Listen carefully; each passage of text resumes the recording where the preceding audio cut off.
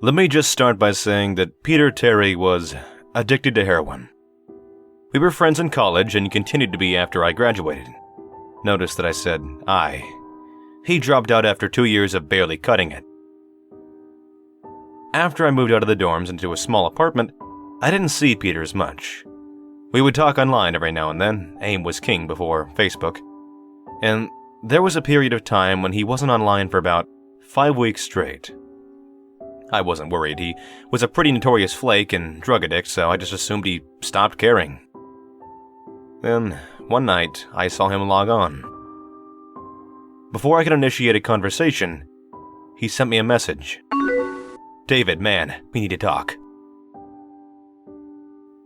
This was when he told me about the NoEnd house. It got the name because no one had ever reached the final exit.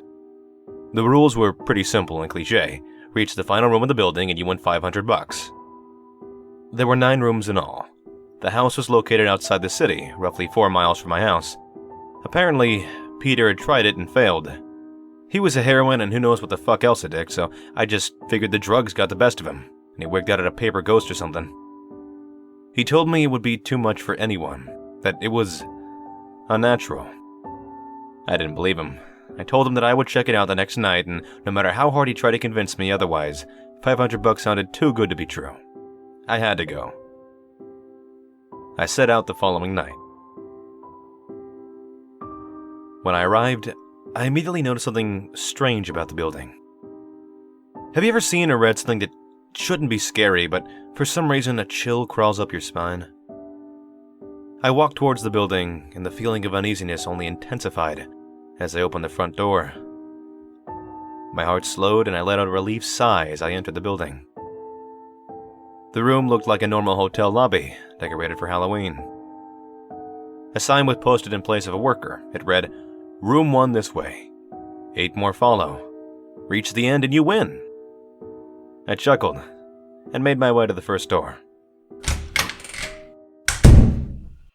The first area was almost laughable. The decor resembled the Halloween aisle of a Kmart, complete with sheet ghosts and animatronic zombies that gave a static growl when you passed by. At the far end was an exit. It was the only door besides the one I entered through. So I brushed the fake spider webs and headed for the second room. I was greeted by fog as I opened the door to room 2. The room definitely upped the ante in terms of technology. Not only was there a fog machine, but a bat hung from the ceiling and flew in a circle. Scary. They seemed to have a Halloween soundtrack that one would find in a 99-cent store on loop somewhere in the room.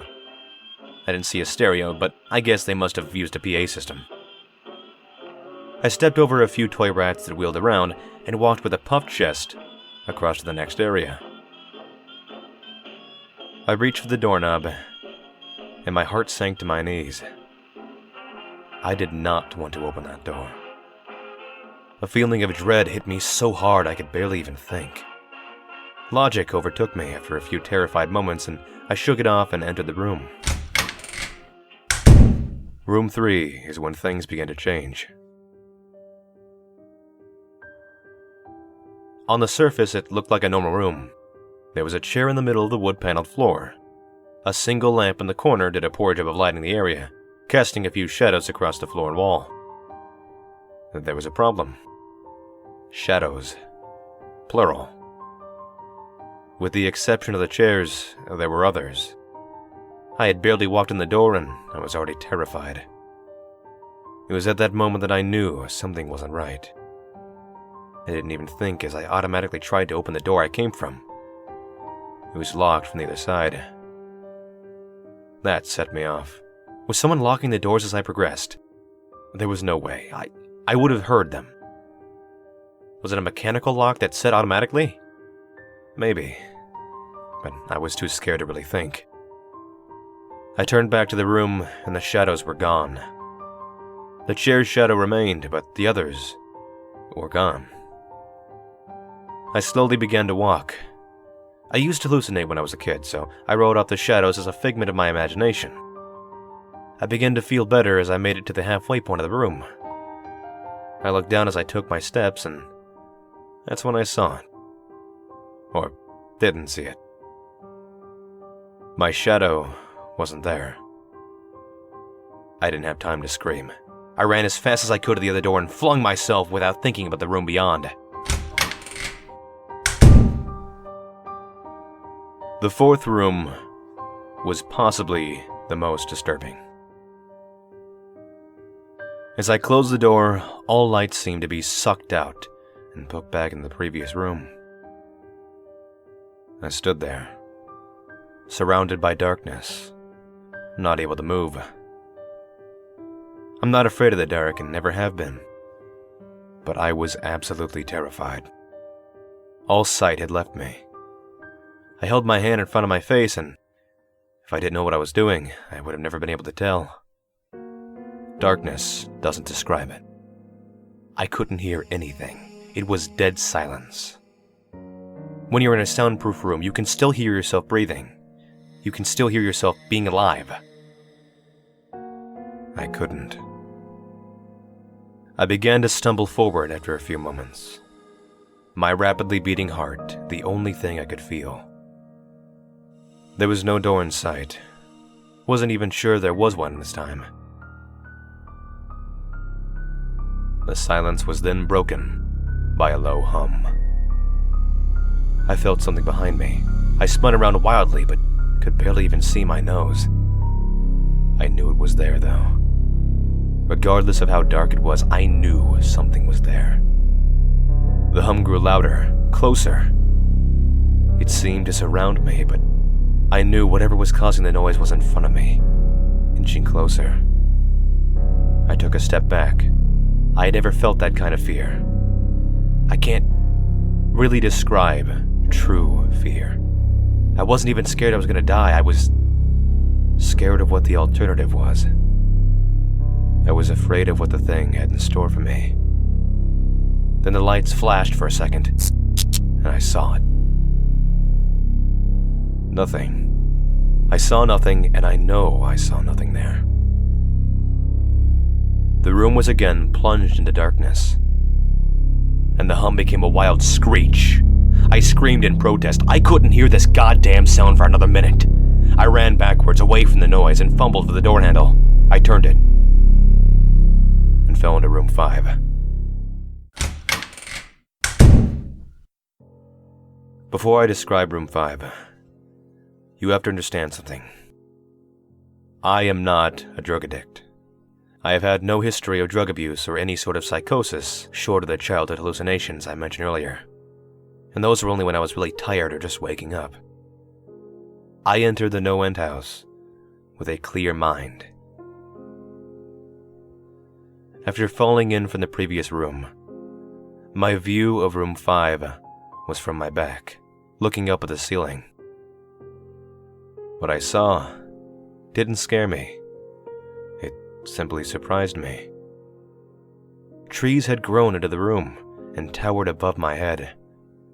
The ceilings in this room were taller than the others, which made me think I was in the center of the house. I got up off the floor, dusted myself off, and took a look around. It was definitely the biggest room of them all. I couldn't even see the door from where I was. Various brush and trees must have blocked my line of sight with the exit. Up to this point, I figured the rooms were going to get scarier. But this was a paradise compared to the last room. I also assumed whatever was in room 4 stayed back there. I was incredibly wrong. As I made my way deeper into the room, I began to hear what one would hear if they were in a forest. Tripping bugs and the occasional flap of birds seemed to be my only company in this room. That was the thing that bothered me the most. I heard the bugs and the animals, but I didn't see them. I began to wonder how big this house was. From the outside, when I first walked up to it, it looked like a regular house. It was definitely on the bigger side, but this was almost a full forest in here. The canopy covered my view of the ceiling, but I assumed it was still there, however high it was. I couldn't see any walls either. The only way I knew I was still inside was that the floor matched the other rooms. The standard, dark wood paneling. I kept walking, hoping that the next tree I passed would reveal the door. After a few moments of walking, I felt a mosquito fly into my arm. I shook it off and kept going. A second later, I felt about 10 more land on my skin at different places. I felt them crawl up and down my arms and legs, and a few made their way across my face. I flailed wildly to get them off, but they just kept crawling. I looked down and let out a muffled scream. More of a whimper, to be honest. I didn't see a single bug. Not one bug was on me, but I could feel them crawl. I heard them fly by my face and sting my skin, and I couldn't see a single one. I dropped to the ground and began to roll wildly. I was desperate. I hated bugs, especially the ones I couldn't see or touch, but these bugs could touch me, and they were everywhere. I began to crawl. I had no idea where I was going. The entrance was nowhere in sight, and I still hadn't even seen the exit. So I just crawled, my skin wriggling in the presence of those phantom bugs. After what seemed like hours, I found the door. I grabbed the nearest tree and propped myself up, mindlessly slapping my arms and legs to no avail. I tried to run, but I couldn't. My body was exhausted from crawling and dealing with whatever it was on me. I took a few shaky steps to the door, grabbing each tree on the way for support. It was only a few feet away when I heard it. The low hum from before. It was coming from the next room, and it was deeper. I could almost feel it inside my body, like when you stand next to an amp at a concert. The feeling of the bugs on me lessened as the hum grew louder. As I placed my hand on the doorknob, the bugs were completely gone. But I couldn't bring myself to turn the knob. I knew that if I let go, the bugs would return, and there was no way I would make it back to room 4. So I just stood there. My head pressed against the door, marked 6. And my hand shakily grasping the knob. The hum was so loud I couldn't even hear myself pretend to think. There was nothing I could do but move on. Room 6 was next. And room 6 was hell. I closed the door behind me, my eyes held shut and my ears ringing. The hum was surrounding me.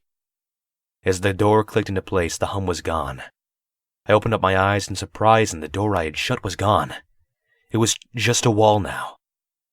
I looked around in shock. The room was identical to room 3. The same chair and lamp, but with the correct amount of shadows this time. The only real difference was that there was no exit door, and the one I came in through was gone. As I said before, I had no previous issues in terms of mental instability, but at that moment I fell into what I now know was insanity. I didn't scream. I didn't make a sound. At first, I scratched softly. The wall was tough, but I knew the door was there somewhere. I knew it was there. I just knew it. I scratched at where the doorknob was. I clawed the wall frantically with both hands, my nails being filed down to the skin against the wood. I fell silently to my knees, the only sound in the room the incessant scratching against the wall. I knew it was there. The door was there. I knew it was just there. I knew if I could just get past this wall. Are you okay? I jumped off the ground and spun in one motion. I leaned against the wall behind me, and I saw what it was that spoke to me. To this day, I regret ever turning around. There was a little girl. She was wearing a soft, white dress. She had long, blonde hair, a white skin, and blue eyes. She was the most frightening thing I had ever seen. And I know that nothing in my life will ever be as unnerving as what I saw in her. While looking at her, I saw something else. Where she stood, I saw what looked like a man's body, only larger and normal and covered in hair. He was naked from head to toe, but his head was not human and his toes were hooves. It wasn't the devil, but at that moment it might as well have been. The form had the head of a ram and the snout of a wolf. It was horrifying, and it was synonymous with the little girl in front of me. They were the same form. I can't really describe it, but I saw them at the same time. They shared the same spot in the room, but it was like looking at two separate dimensions. When I saw the girl, I saw the form, and when I saw the form, I saw the girl. I couldn't speak. I could barely even see. My mind was revolting against what it was attempting to process. I had been scared before in my life, and I had never been more scared than when I was trapped in the fourth room.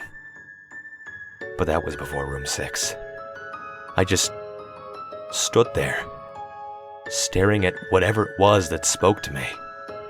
There was no exit. I was trapped here with it. And then it spoke again. David, you should have listened. When it spoke to me, I heard the words of the little girl. But the other form spoke through my mind, in a voice I won't even attempt to describe. There was no other sound. The voice just kept repeating that sentence over and over in my mind, and I agreed. I didn't know what to do. I was slipping into madness, yet I couldn't take my eyes off of what was in front of me. I dropped to the floor. I thought I had passed out, but the room wouldn't let me. I just wanted it to end. I was on my side, my eyes wide and the form staring down at me. Scurrying across the floor in front of me was one of the battery-powered rats from the second room. The house was toying with me. But for some reason, seeing that rat pulled my mind back from whatever depths it was headed, and I looked around the room. I was getting out of there. I was determined to get out of that house and live and never think about this place again. I knew this room was hell, and I wasn't ready to take up a residency. At first, it was just my eyes that moved. I searched the walls for any kind of opening. The room wasn't that big, so it didn't take long to soak up the entire layout. The demon still taunted me, the voice growing louder as the form stayed rooted in front of me. I placed my hand out on the floor, lifted myself up on all fours, and turned to scan the wall behind me. Then, I saw something I couldn't believe. The form was now right at my back, whispering into my mind how I shouldn't have come. I felt its breath on the back of my neck, but I refused to turn around. A large rectangle was scratched into the wood, with a small dent chipped out in the center of it. Right in front of my eyes, I saw the large 7 I had mindlessly etched into the wall. I knew what it was. Room 7 was just behind the wall that room 5 was moments ago. I don't know how I'd done it. Maybe I was just my state of mind at the time, but I had created the door. I knew I had. In my madness, I had scratched into the wall what I needed the most, an exit to the room. Room 7 was close. I knew the demon was right behind me, but for some reason it couldn't touch me. I closed my eyes and placed both hands of the large 7 in front of me. I pushed as hard as I could. The demon was now screaming in my ear. It told me I was never leaving. It told me this was the end, but I wasn't gonna die. I was gonna live here in this room, with it. I wasn't. I pushed and screamed at the top of my lungs. I knew I was gonna push through the wall eventually. I clenched my eyes shut and screamed. And the demon was gone. I was left in silence. I turned around slowly and was greeted by the room as it was when I entered. Just a chair and a lamp. I couldn't believe it, but I didn't have time to dwell. I turned back to the 7 and jumped back slightly. What I saw was a door. It wasn't the one I scratched in, but a regular door with a large 7 on it. My whole body was shaking. It took me a while to turn the knob. I just stood there for a while, staring at the door. I couldn't stay in room 6. I couldn't. But if this was only room 6, I couldn't imagine what room 7 had in store. I must have stood there for an hour, just staring at the 7. Finally, with a deep breath, I twisted the knob and opened the door to room 7.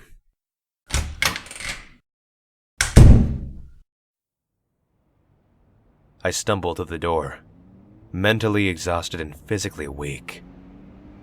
The door behind me closed, and I realized where I was. I was outside. Not outside like room 5, but actually outside. My eyes stung. I wanted to cry. I fell to my knees and tried, but I couldn't. I was finally out of that hell. I didn't even care about the prize that was promised. I turned and saw that the door I just went through was the entrance. I walked to my car and drove home, thinking of how nice a shower sounded. As I pulled up to my house, I felt uneasy. The joy of leaving NoEnd house had faded, and dread was slowly building in my stomach. I shook it off as residual from the house and made my way to the front door. I entered and immediately went up to my room. There, on my bed, was my cat, Baskerville. He was the first living thing I had seen all night, and I reached out to pet him. He hissed and swiped my hand. I recoiled in shock as he had never acted like that. I thought, whatever, he's an old cat. I jumped in the shower and got ready for what I was expecting to be a sleepless night. After my shower, I went to the kitchen to make something to eat. I descended the stairs and turned into the family room.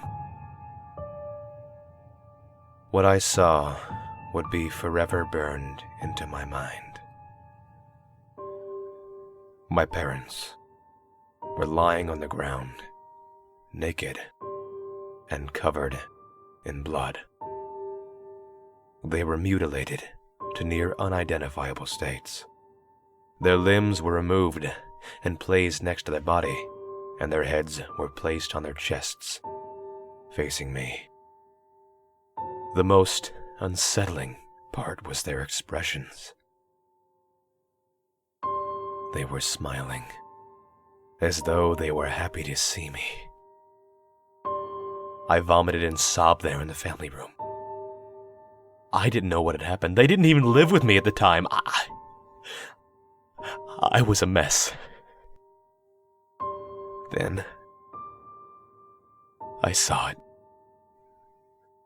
A door that was never there before. A door with a large 8 scrawled on it in blood. I was still in the house. I was standing in my family room, but I was in room 7. The faces of my parents smiled wider as I realized this.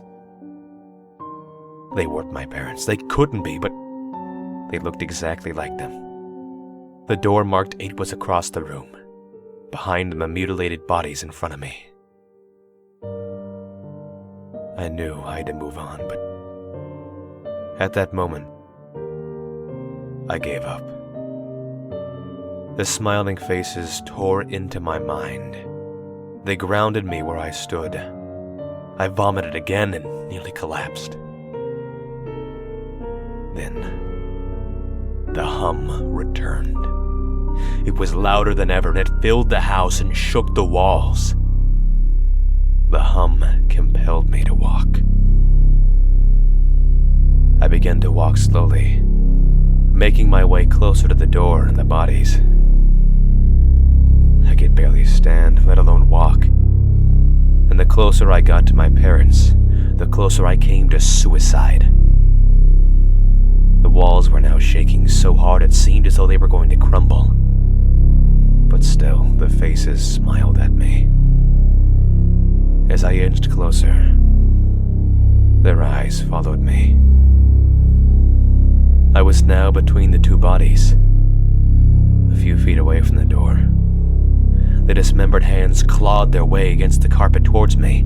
All the while, the faces continued to stare. New terror washed over me, and I walked faster. I didn't want to hear them speak. I didn't want the voices to match those of my parents. They began to open their mouths and the hands were inches from my feet. In a dash of desperation, I lunged towards the door, threw it open and slammed it behind me. Roommate. I was done. After what I had just experienced, I knew there wasn't anything else this fucking house could throw at me that I couldn't live through.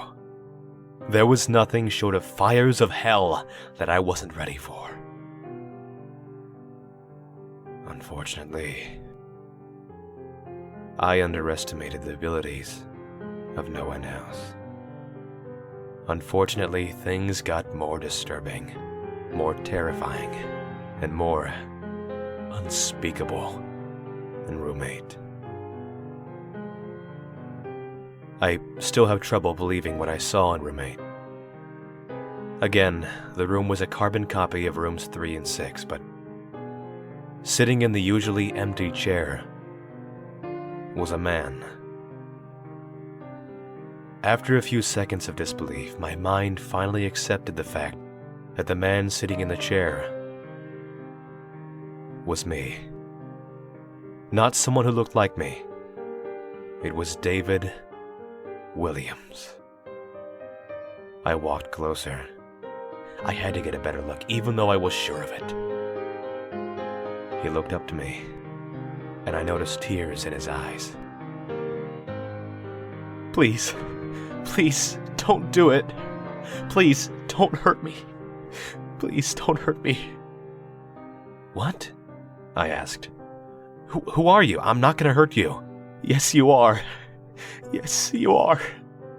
He was sobbing now. You're gonna hurt me, and I don't want you to. He sat in the chair with his legs and began rocking back and forth. It was actually pretty pathetic looking. Especially since he was me. Identical in every way. Listen, who are you? I was now only a few feet away from my doppelganger. It was the weirdest experience yet. Standing there, talking to myself. I wasn't scared, but I would be soon. Why are you... You're gonna hurt me. You're gonna hurt me if you want to leave. You're gonna hurt me.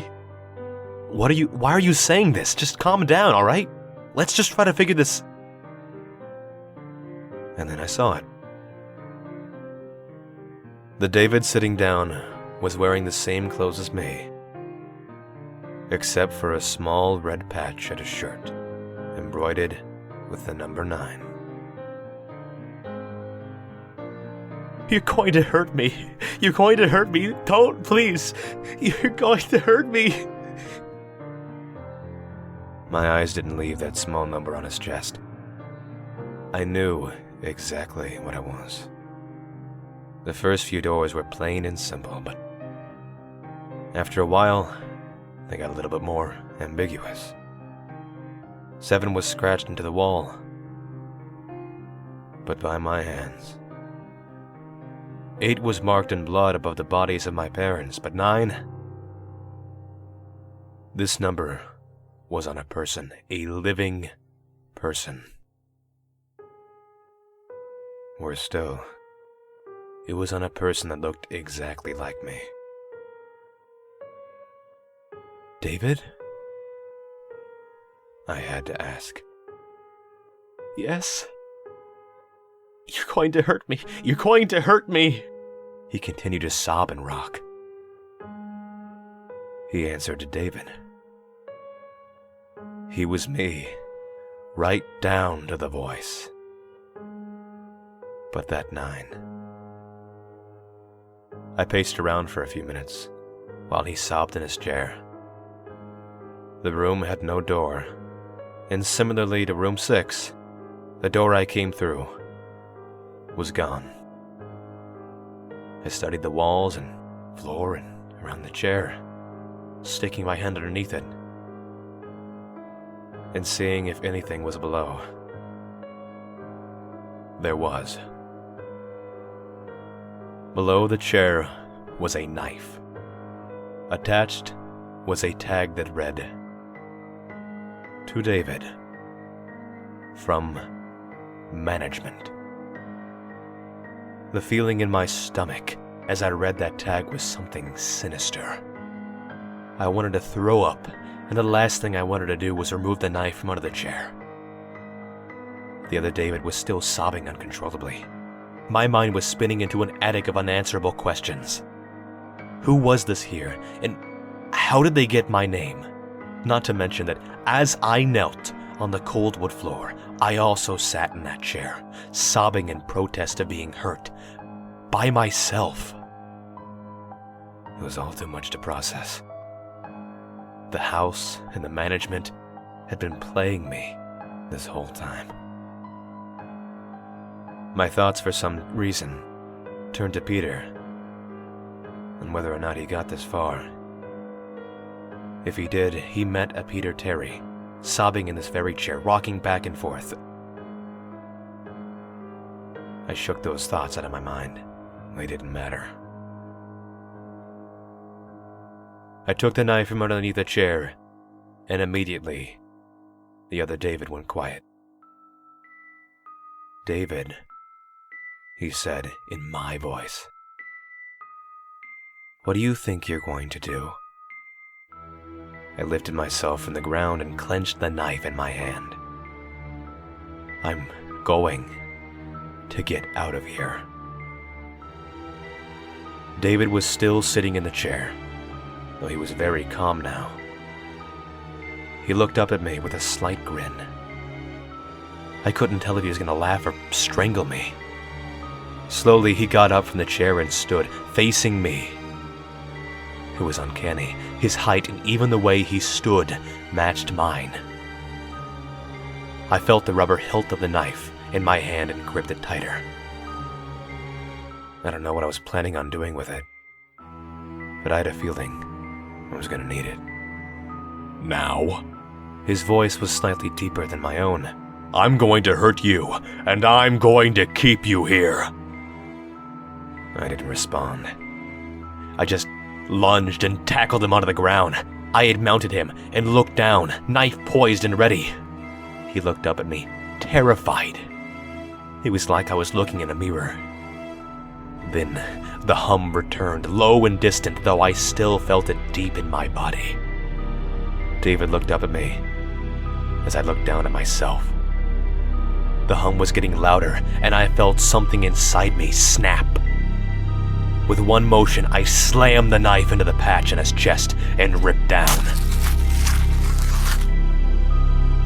Blackness filled the room, and I was falling. The darkness around me was like nothing I had ever experienced up to that point. Room 4 was dark, but it didn't come close to what was completely engulfing me.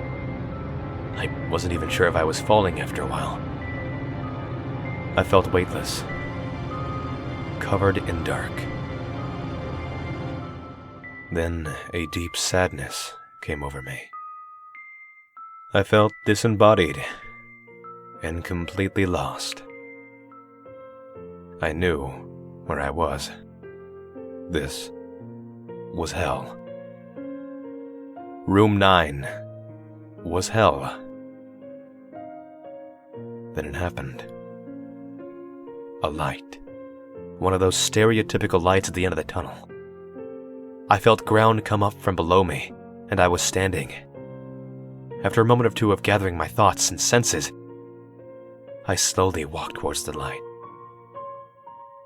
As I approached the light, it took form. It was a vertical slit down the side of an unmarked door. I slowly walked through the door and found myself back where I started. The lobby of NoEnd House, and it was exactly how I left it. Still empty, still decorated with childish Halloween decorations. After everything that had happened that night before, I was still wary of where I was. After a few moments of normalcy, I looked around the place, trying to find anything different. On the desk was a plain white envelope with my name handwritten on it. Immensely curious, yet still cautious, I mustered up the courage to open the envelope. Inside was a letter Again, handwritten. David Williams, congratulations, you have made it to the end of the NoEnd house. Please accept this prize as a token of a great achievement. Yours forever, Management. With the letter were 5 $100 bills. I couldn't stop laughing. I laughed for what seemed like hours. I laughed as I walked out to my car, and I laughed as I drove home. I laughed as I pulled into my driveway. I laughed as I opened my front door to my house, and laughed as I saw the small 10 etched into the wood.